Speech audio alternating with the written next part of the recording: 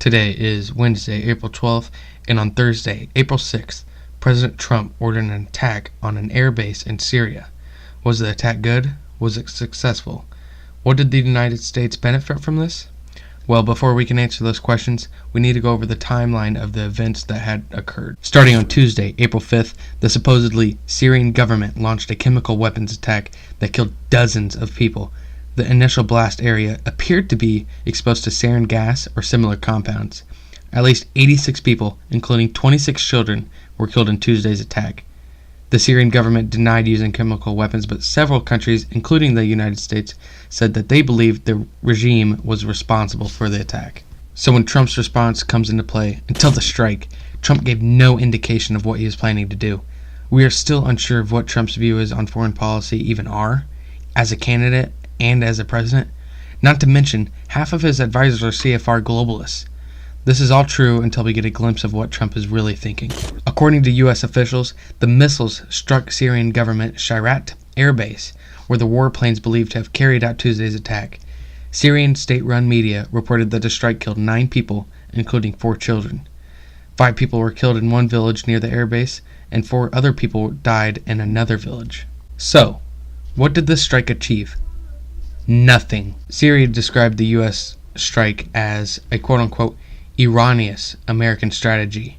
And also, they said, and I quote, "It makes the United States of America a partner of ISIS, Nusra Front, and other terrorist organizations who have been attacking Syrian army positions and Syrian military bases." Assad called it an unjust and unabashed assault. On Tuesday, Syrian dictator Bashar al-Assad launched a horrible chemical weapons attack on innocent civilians.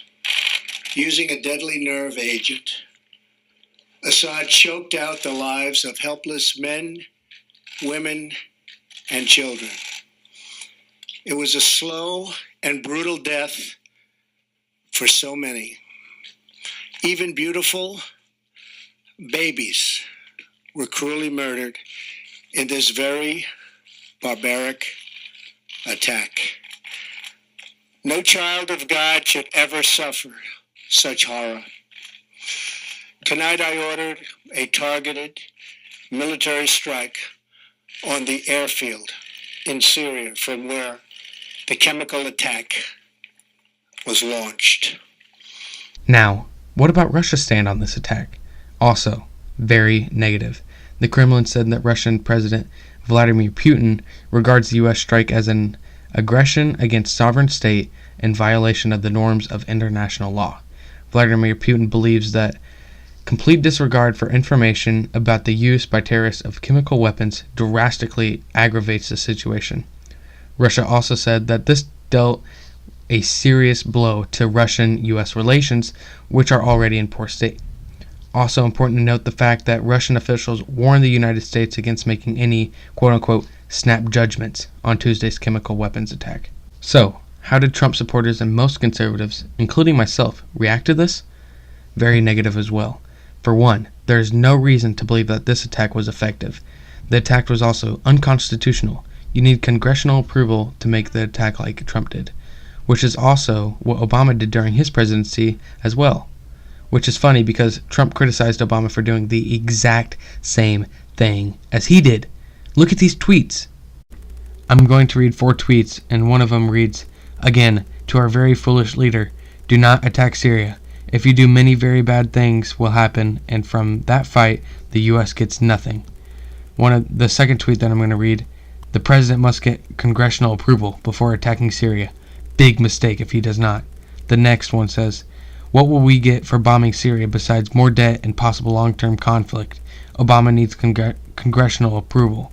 And the last one reads, "President Obama, do not attack Syria. There is no upside and tremendous downside. Save your quote-unquote powder for another and more important day."